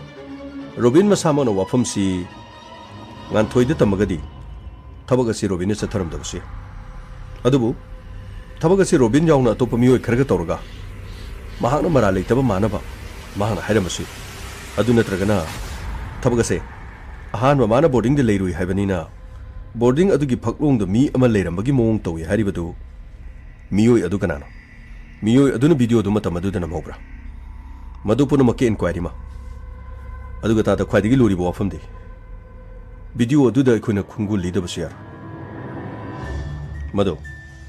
madu cyber gi team amada video se karam tarik ta namkhibana video se gi location karino aduga video se karam form da namki masigi inquiry ma tawda biar hairiba sing asi hekta thibada loina phangani haibsu lei maramdi aikoina khonggodoriba video asi namkiba phone adumakna phangdabanina tonga ba phone dagi phanggadoribanina kharedi lugani matam khanga minasi hojigi di sapiru aikoi soidana pau pijarki Panisar, soidana maki ichagi punchi bo uta kanbiyo sir. Mama thandani akoi gi manglan puna ma isa sida sagachari men. Pani tada. Puna ma khangjari. Unin khaji do phadabiyo. Aduga nganthoi. Sir, ai wa mai. Asiguma thawdo ma thokraga ikaije aduga bimang do mai thambam leidre haidana. Fattaba kong thang ba yadi ko. Sir, ai wahigi nang na samona tawkiba natabanina adu nang na yamna ka hen hakchina khangana adubu nakhoina section gadabani sexiliba makai hena phaboi gadori housing masiga tanati tongan ba furit phi yon phom kayada loina makta natrasu kharada nupi gi phi hong phom ka aduda mingsel amale mingsel adugi maningda aron ba camera ama thamaga nupi ne mapi marun hong libadu pumna mak nambe masimana dukan khudimuk tawi habadi nati adubu dukan aduda asumna tawram labadi tawi amasung tawde habasi nakhoina khangbada dum lugani aduga amukhakti le nakhoina kariguma mobile phone ama pairabadi phone aduda camera gi option na habadi camera du on torga ka adugi maidu muthalaga mobile phone aduna ka adu shinba thungna nambe madu namba matamda aronba camera singdo kariguma matamda phone kharada mami tai haibedi record toriba camera duna manungda leiriba camera dugi record ki sensor do angangba machu oina natraga night vision gi visual oina camera du da soidana takani masimangna aikoina phammiba ka sida karamba mafam dugi camera namliba gi haibse khangbada kharadi aduma lai aduni yariba makhai seksing daban asiguma kya sela kuna haujikti phi yon pham singda nupi gi phi hom pham singse miyamna su thajanaba mongda amadi yamna section saba su yoraba masi su khwaidigi section ngai oiba man nakoi gyan tare ko hoi sir pare tada hojigi di sabiro ai soidana pau bizarki pani sir as krino ne sir hantak lakpa ke singjiba sir makhan ngakta ni ko sir mobile phone gi matang si su ba loiba naidi krino gyan man tade nupi masa sing si sune wakhak ngamdre da sir kari torgi gangwai sir hojikan diko sir hek tum hogalakpa mamai du su tathokti sir aduga ko sir machin du sumaina tum thogo sumaina tumuga sumaina mukapa aduga sir sumaina muk tawba sumaina sugalaga mu mamang digi mukapi maning digi mukapi matai digi mukapi mathak digi mukapi yongaga mukapi phairaga mukapi sir hojikan gi nupi masa jing je sir nong mada photo se aina khan mada sir chani gumadi dum kapang gadar khalle sir mukhui se ꯐꯣꯇꯣꯗꯤ ꯌꯥꯝꯅ ꯉꯥꯎꯏꯀꯣ sir ꯃꯤꯒꯤ ꯃꯇꯝ ꯍꯥꯏꯕꯗꯨꯅꯤ ꯐꯖꯕꯕꯨ ꯄꯥꯝꯗꯕꯗꯤ ꯀꯅꯥ ꯂꯩꯕꯒꯦ ꯃꯔꯨꯑꯣꯏꯅ ꯏꯟꯈꯠꯂꯛꯂꯤꯕꯁꯤꯡꯅꯅꯦ ꯐꯖꯕ ꯑꯔꯨꯕ ꯑꯍꯦꯟꯕ ꯃꯁꯤ ꯌꯥꯝꯅ ꯄꯥꯝꯒꯜꯂꯤ ꯁꯔ ꯑꯩꯈꯣꯏꯁꯨ ꯄꯥꯈꯪꯅꯦꯗ ꯑꯗꯨꯕꯨ ꯁꯔ ꯐꯣꯟ ꯄꯥꯏꯔꯒ ꯑꯗꯨꯝꯒꯤ ꯈꯨꯀꯥꯞꯇꯨꯗꯤ ꯀꯥꯞꯇꯦꯗ ꯁꯔ ꯀꯔꯤꯅꯣ ꯈꯔꯗꯤ ꯍꯦꯟꯃꯟ ꯂꯥꯛꯃꯟꯈ꯭ꯔꯦꯗ ꯁꯔ ꯁꯔ ꯃꯈꯣꯏꯒꯤ ꯁꯣꯁꯤꯌꯦꯜ ꯃꯦꯗꯤꯌꯥꯗꯗꯤꯀꯣ ꯁꯔ ꯗ꯭ꯔꯦꯁꯇꯣ ꯑꯃ ꯊꯥꯛ ꯍꯣꯡꯕꯒ ꯃꯥꯅ ꯂꯩꯔꯛꯄꯒ my new dress trek sir click ꯑꯃꯇꯪ ꯀꯤꯖꯗ꯭ꯔꯥ ꯑꯗꯨꯒ ꯁꯔ ꯉꯁꯤꯗꯤ ꯋꯥꯈꯜꯁꯤ ꯌꯥꯝ ꯅꯨꯡꯉꯥꯏꯔꯦ ꯑꯁꯨꯝꯅ ꯁꯔ ꯀꯦꯞꯁꯟꯗꯣ ꯏꯔꯒ ꯄꯪꯊꯥꯗ ꯊꯥꯒꯠꯄꯀꯣ ꯁꯔ ꯍꯣꯏꯅꯦ ꯍꯣꯏꯅꯦ ꯒꯥꯡꯃꯩ ꯑꯗꯨꯒ ꯁꯔ ꯅꯨꯄꯤ ꯃꯆꯥꯗꯤ ꯈꯔꯗꯤꯀꯣ ꯃꯈꯣꯏꯅ ꯊꯥꯒꯠꯄ ꯐꯣꯇꯣꯗꯨ ꯂꯥꯏꯛ ꯀꯣꯃꯦꯟ ꯌꯥꯝꯅ ꯂꯥꯛꯇ꯭ꯔꯗꯤ ꯐꯣꯇꯣꯗꯨ ꯄꯨꯠ ꯃꯨꯊꯠꯂꯒ ꯁꯔ ꯃꯊꯪꯗ ꯐꯨꯔꯤꯠ ꯑꯃ ꯍꯣꯡꯂꯒꯀꯣ ꯁꯔ ꯃꯤꯡꯁꯦꯜꯒꯤ ꯃꯃꯥꯡꯗ ꯂꯦꯞꯄꯒꯀꯣ ꯃꯆꯤꯟꯗꯨ ꯂꯤꯞꯁꯇꯤꯛꯇꯨ ꯉꯥꯛꯁꯪ ꯉꯥꯡꯅ ꯇꯩꯔꯒ ꯃꯔꯩꯗꯨꯅ ꯁꯨꯃꯥꯏꯅ ꯇꯤꯡꯊꯣꯛꯑꯒ ꯁꯨꯃꯥꯏꯅ ꯇꯤꯡꯊꯣꯛꯑꯒ ꯁꯨꯃꯥꯏꯅ ꯇꯧꯔꯒ ꯊꯛ ꯑꯃꯨꯛ ꯀꯥꯞꯄꯤ ꯒꯥꯡꯃꯩ ꯌꯥꯔꯦ ꯌꯥꯔꯦ ꯅꯪꯅ ꯃꯔꯣꯜ ꯑꯃ ꯆꯩꯇ ꯀꯔꯤꯅꯣ ꯅꯔꯩꯗꯨ ꯇꯧꯔꯤꯗꯨꯕꯣ ꯇꯧꯕꯅꯤ ꯁꯔ ꯃꯆꯤꯟꯗꯨ ꯉꯥꯛꯁꯪ ꯉꯥꯡꯅ ꯇꯩꯔꯒ ꯁꯔ ꯃꯔꯩꯒꯤ ꯃꯇꯣꯟꯗꯨꯁꯨ ꯀꯔꯤ ꯈꯔ ꯇꯩꯕ꯭ꯔꯥ ꯈꯪꯗꯦ ꯁꯔ ꯁꯨꯃꯥꯏꯅ ꯃꯔꯩꯗꯨ ꯄꯩꯔꯒ ꯁꯨꯃꯥꯏꯅ ꯇꯧꯔꯒ ꯍꯧꯗꯣꯡ ꯃꯃꯩꯗꯧꯅ ꯃꯔꯩ ꯃꯇꯣꯟꯗꯨ ꯀꯣꯜꯂꯒꯀꯣ ꯁꯔ ꯁꯨꯃꯥꯏꯅ ꯇꯧꯔꯒ ꯐꯣꯇꯣꯗꯨ ꯀꯥꯞꯄꯒ ꯊꯥꯒꯠꯂꯦ ꯁꯔ ꯑꯗꯩꯗꯤ ꯅꯨꯄꯥ ꯃꯆꯥꯁꯤꯡꯁꯤꯅ ꯂꯥꯏꯛꯁꯦ ꯅꯝꯈꯤꯕꯁꯤꯅ ꯁꯔ ꯒ꯭ꯌꯥꯟ ꯃꯥꯟ ꯇꯥꯗꯦꯗ ꯁꯔ ꯑꯩꯈꯣꯏꯁꯨ ꯑꯗꯨꯝ ꯅꯝꯕ ꯌꯥꯎꯕ꯭ꯔꯥ ꯀꯔꯤꯅꯣ ꯑꯗꯨꯝ ꯇꯧꯋꯦ ꯁꯔ ꯌꯥꯔꯦ ꯔꯣꯕꯤꯟ ꯍꯥꯏꯔꯤꯕꯗꯣ ꯑꯗꯨꯒ ꯁꯦꯂꯦꯁꯀꯤ ꯃꯅꯥꯛꯇ ꯆꯠꯅꯕ ꯇꯧꯁꯤ ꯍꯣꯏ ꯁꯔ ꯑꯗꯨ ꯁꯔ ꯀꯣꯔꯣꯅꯥꯁꯤ ꯀꯤꯗꯤ ꯀꯤꯈ꯭ꯔꯦꯗꯀꯣ ꯁꯔ ꯍꯣꯏꯅꯦ ꯃꯥꯛꯁꯇꯣ ꯎꯞꯄꯣꯅꯦ ꯑꯗꯨꯒ ꯑꯩꯈꯣꯏꯗꯤ ꯒ꯭ꯂꯣꯞ ꯎꯞꯇꯕ ꯌꯥꯗꯕꯅꯤ ꯒ꯭ꯂꯣꯞꯇꯣ ꯑꯁꯤꯗ ꯂꯩꯕꯅꯦ ꯑꯅꯧꯕ ꯄꯨꯔꯛꯄ ꯑꯗꯨꯒ ꯁꯦꯅꯤꯇꯥꯏꯖꯔꯗꯣ ꯒꯥꯔꯤꯗꯁꯨ ꯍꯥꯞꯄꯨꯀꯣ ꯐꯒꯅꯤ ꯁꯔ ꯃꯤ ꯐꯠꯇꯕꯒ ꯐꯨꯗꯧ ꯇꯜꯂꯦꯗ ꯁꯔ ꯇꯥꯛ ꯐꯨꯔꯨꯔꯒ ꯁꯔ ꯀꯣꯔꯣꯅꯥ ꯃꯄꯤ ꯑꯣꯏꯔꯝꯃꯗꯤ ꯀꯃꯥꯏꯅ ꯇꯧꯅꯤ ꯒꯥꯡꯃꯩ ꯑꯗꯨꯒ ꯁꯔ ꯑꯩꯈꯣꯏꯒꯤꯁꯤꯕꯨ ꯀꯣꯔꯣꯅꯥ ꯃꯅꯨꯡꯒꯤ ꯑꯣꯏꯅꯀꯣ ꯁꯔ ꯑꯣꯟꯂꯥꯏꯟꯗꯒꯤꯔ ꯀꯔꯤꯅೋ ꯑꯩꯈꯣꯏꯒꯤ ꯁꯔ ꯑꯁꯨꯃꯥꯏꯅ ꯇꯔꯥ ꯑꯃ ꯊ꯭ꯔꯦꯠ ꯀꯥꯞꯄꯒ ꯃꯤ ꯃꯁꯥꯗꯨꯗ ꯀꯥꯆꯞꯄꯤ ꯑꯃꯅ ꯇꯛꯅ ꯆꯞꯄꯒ ꯁꯔ ꯁꯨꯃꯥꯏꯅ ꯃꯩ ꯆꯤꯡꯍꯟꯕ ꯑꯃ ꯂꯩꯗꯩ ꯁꯔ ꯑꯩꯈꯣꯏꯒꯤꯁꯦ ꯑꯩꯈꯣꯏ ꯄꯨꯂꯤꯁ ꯗꯤꯄꯥꯔꯠꯃꯦꯟꯗ ꯈꯔ ꯁꯄ꯭ꯂꯥꯏ ꯇꯧ ꯍꯥꯏꯕ ꯌꯥꯔꯣꯏꯗ꯭ꯔꯥ ꯁꯔ ꯒꯥꯡꯃꯩ ꯍꯣꯏ ꯃꯄꯥꯟ ꯂꯝꯒꯤ ꯄꯨꯂꯤꯁꯁꯤꯡꯗꯤ ꯌꯥꯝ ꯁꯤꯖꯤꯟꯅꯕꯅꯤ ꯑꯩꯈꯣꯏꯒꯤ ꯃꯩ ꯆꯤꯡꯍꯟꯕꯒꯨꯝꯕꯅꯤ ꯉꯥꯏꯍꯥꯛꯇꯪꯒꯤ ꯍꯥꯏ ꯚꯣꯜꯇꯦꯖ ꯃꯤꯗꯨ ꯆꯦꯟꯗꯅꯕ ꯁꯔ ꯂꯝꯍꯦꯟ ꯇꯨꯍꯦꯟꯕꯁꯤꯡꯁꯦ ꯁꯔ ꯀꯣꯔꯣꯅꯥꯒꯤ ꯃꯥꯛꯁ ꯎꯞꯇꯕꯁꯤꯡꯗꯨ ꯃꯈꯣꯏꯒꯤ ꯃꯅꯒꯟꯗꯨꯗ ꯆꯞꯄꯒ ꯁꯔ ꯃꯁꯥꯁꯨ ꯄꯥꯏꯗꯕꯤꯗ ꯃꯦꯆꯤꯟꯗꯨꯅ ꯈꯔ ꯇꯧꯔꯒ ꯁꯔ ꯃꯩꯗꯨ ꯀꯕꯛ ꯆꯤꯡꯍꯜꯂꯗꯤ ꯁꯔ ꯃꯇꯨꯡꯗꯗꯤ ꯃꯈꯣꯏ ꯃꯥꯛꯁꯇ ꯇꯨꯝꯕ ꯐꯥꯎꯕ ꯊꯥꯒꯗꯕ ꯃꯥꯟꯗꯦ ꯁꯔ ꯒꯥꯡꯃꯩ ꯍꯣꯏ ꯑꯗꯨꯕꯨꯗꯤ ꯑꯗꯣ ꯅꯪꯕꯨ ꯃꯤꯉꯣꯟꯗ ꯁꯨꯃꯥꯏꯅ ꯇꯛꯅ ꯆꯞꯄꯗꯣꯔꯤꯗꯨ ꯆꯞꯄ ꯂꯣꯏꯔꯒ ꯂꯧꯊꯣꯛꯄꯗꯨꯗꯤ ꯈꯨꯠꯅ ꯂꯧꯊꯣꯛꯀꯗꯣꯔꯤꯅꯤꯅꯦ ꯈꯨꯠꯅ ꯂꯧꯊꯣꯛꯄꯗꯨꯗ ꯑꯃꯨꯛ ꯃꯆꯤꯟ ꯃꯔꯩꯗꯒꯤ ꯃꯣꯏ ꯗ꯭ꯔꯣꯞꯂꯦꯠꯁꯨ ꯑꯃꯨꯛ ꯄꯛꯑꯃꯗꯤ ꯑꯩꯈꯣꯏꯗ ꯑꯃꯨꯛ ꯂꯥꯟꯅꯔꯛꯀꯗꯣꯏꯅꯤꯅꯦ ꯑꯗꯨ ꯑꯣꯏꯔꯒ ꯁꯔ ꯂꯨꯍꯣꯡꯐꯝꯗꯒ ꯂꯩꯕ ꯁꯔ ꯑꯗꯨꯒ ꯁꯨꯔꯥꯠꯀꯤ ꯃꯐꯝꯗꯒ ꯂꯩꯕꯗꯣ ꯁꯔ ꯃꯣꯏꯒꯤ ꯁꯦꯅꯤꯇꯥꯏꯖ ꯇꯧꯕꯒꯤ ꯒꯦꯠ ꯃꯥꯟꯕ ꯑꯃ ꯁꯦꯝꯕꯗꯣ ꯁꯔ ꯑꯩꯈꯣꯏꯁꯨ ꯁꯣꯔꯣꯛ ꯃꯌꯥꯏꯗ ꯑꯃ ꯊꯝꯁꯤꯔ sir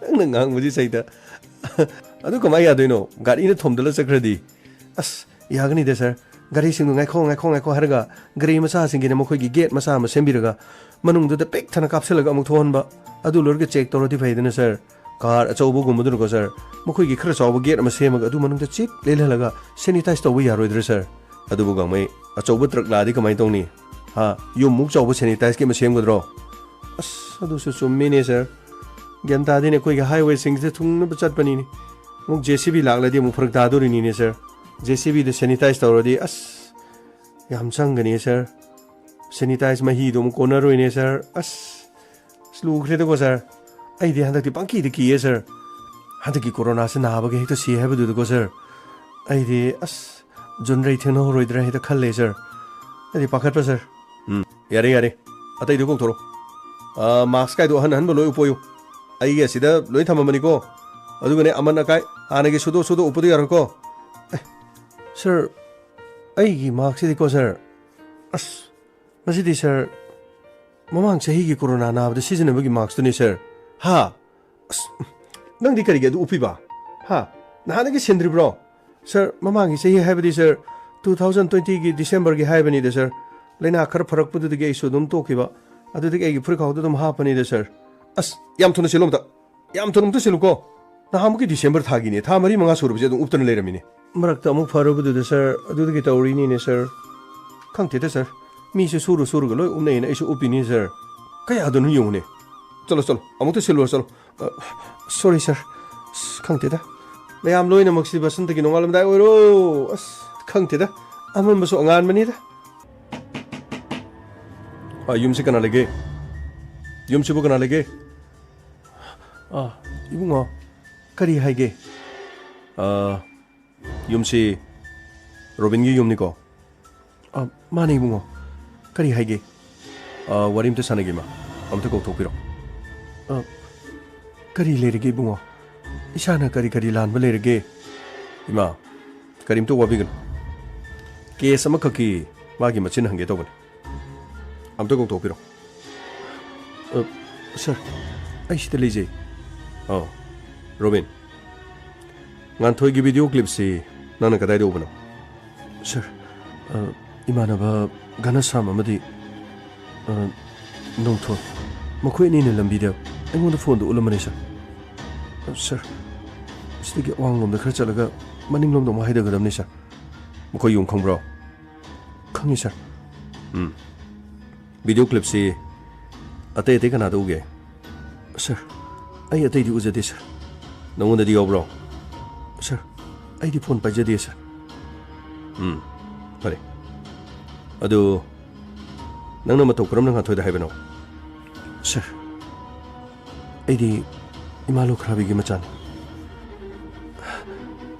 sir adu khakta sunatana school jamina bata ai di school tana chatna bagi cycle suli jadi sir nga thoi ga sumila ga mukhoi ni cycle do kari gum matam da aina sin dana thorga मुखोई की cycle school चलकपने sir Luna तीनर को number मोरगा sir गना साममदी नोथोन उलगलिबा मदुगी video दो उरुबदा ऐशमना नुंगाइखिति अदु आइना नुंगालगा school सुटी थारकपदा मंगोंदा तमकी अदुबु वाफमसे मुखोई की मुंग मनुंग दोके मुखोई की पबुंगनादी केस असिदा याwi हाइदना आइंगोंदा याम कना मरानसि अदुबस आइदि तसेंगा nganthoi punchibu nungsi jabadagi aidi chamna mongoda tamjam khibu khaktanis yare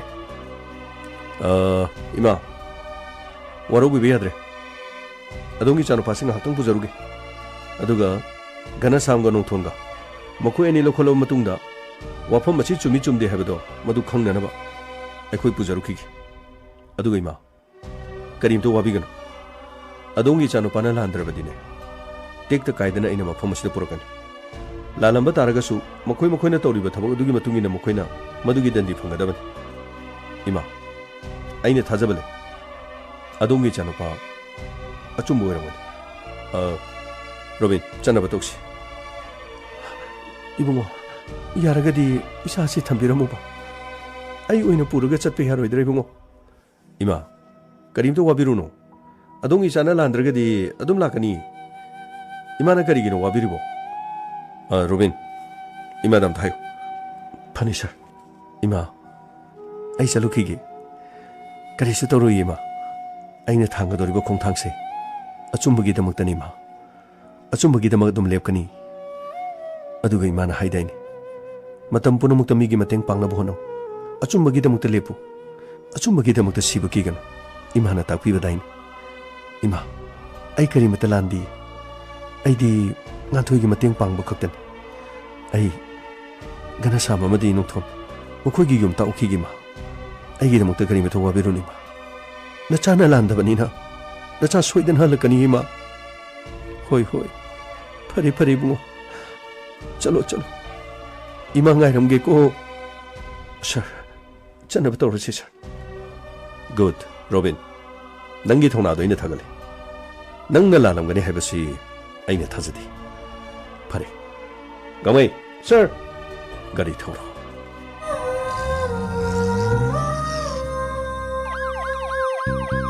lakle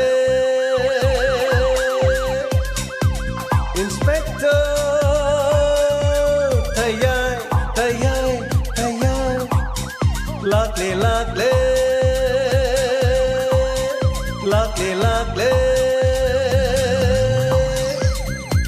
Inspector tayang Tanaba Kanbinaba. Thank you, sir.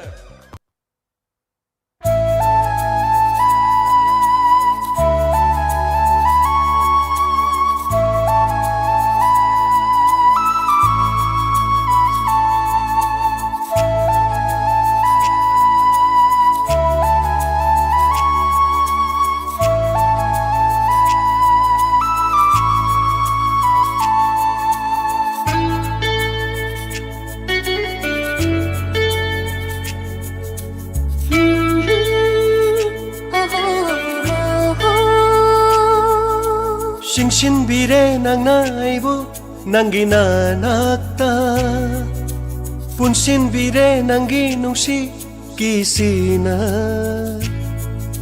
Singsinbire ng naibo ng ginanakta Punsinbire ng ginungsi kisina Aibo natanongda Aibo punsigi Aibo natanongda Aibo punsigi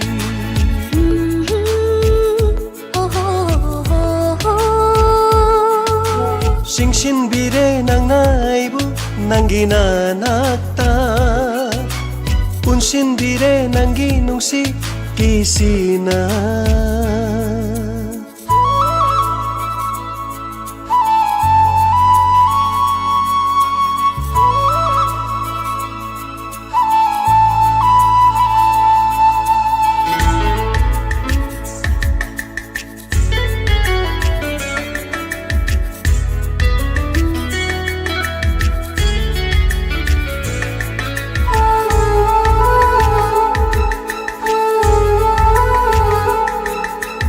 Aigi thamoy laikolda Shatlaro naning tamna Akan ba nong lay laklasyo Ngaklagi ng bukinda na ba Pulage nung si kisina Ay gihangla batamoy laikolda Pulage chetna punsigi lingda na ba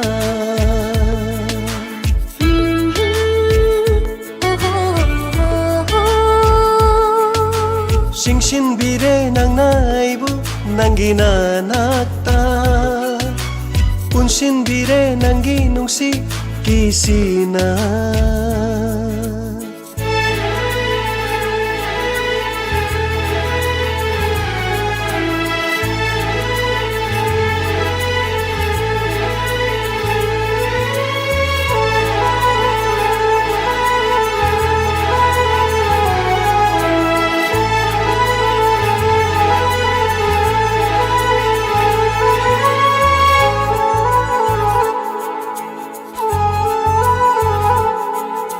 La la la la La la la la La la la la La la la la Sumhat pire Nang gimit yang na Lot na yang ba Mits na duna Tadok laroy nang bu Punsigi oy na Satlaro nang na ay gilay kolsida Pulage ceta punsigi linda na ba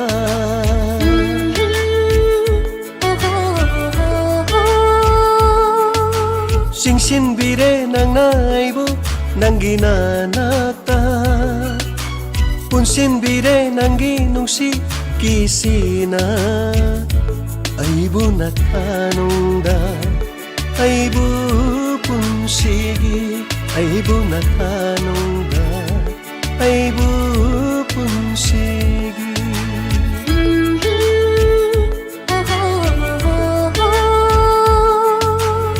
ꯄꯨꯟꯁꯤꯟꯕꯤꯔꯦ ꯅꯪꯅ ꯑꯩꯕꯨ ꯅꯪꯒꯤ ꯅꯥꯅꯥꯛꯇ ꯄꯨꯟꯁꯤꯟꯕꯤꯔꯦ ꯅꯪꯒꯤ ꯅꯨꯡꯁꯤ ꯀꯤꯁꯤꯅ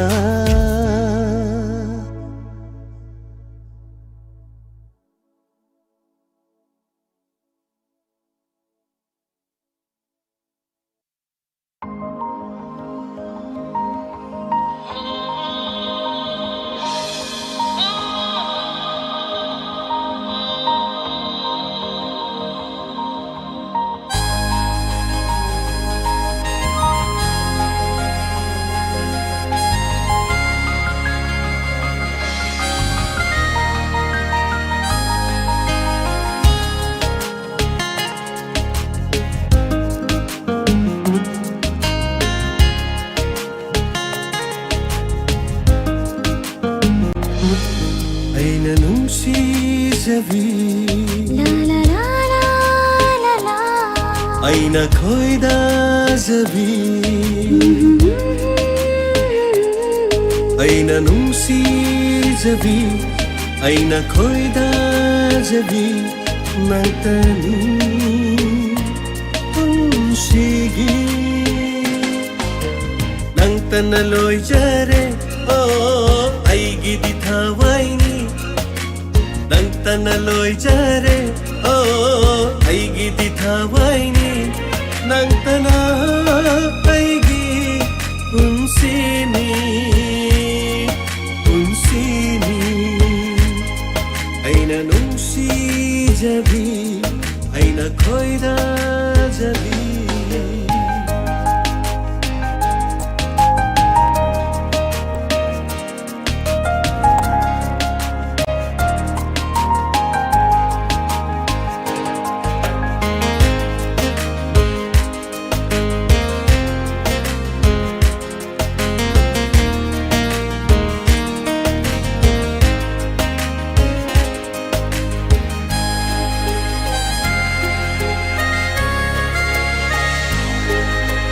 ꯅꯨꯡꯁꯤꯕꯤ ꯃꯥꯏꯊꯣꯡ ꯌꯦꯡꯂ ꯌꯦꯡꯂꯒ ꯐꯖꯕ ꯍꯦꯜꯂꯤ ꯑꯁꯨꯝ ꯑꯁꯨꯝ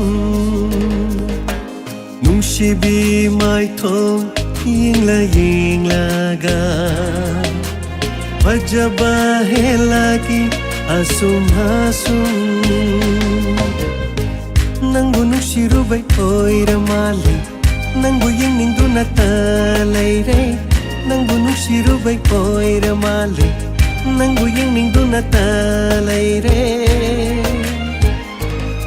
ꯅꯪꯇꯅ ꯑꯩꯒꯤ ꯄꯨꯟꯁꯤꯅꯤ ꯄꯨꯟꯁꯤꯅꯤ ꯄꯨꯟꯁꯤꯅꯤ ꯑꯩꯅ ꯅꯨꯡꯁꯤꯖꯕꯤ ꯑꯩꯅ ꯈꯣꯏꯗꯥꯖꯕꯤ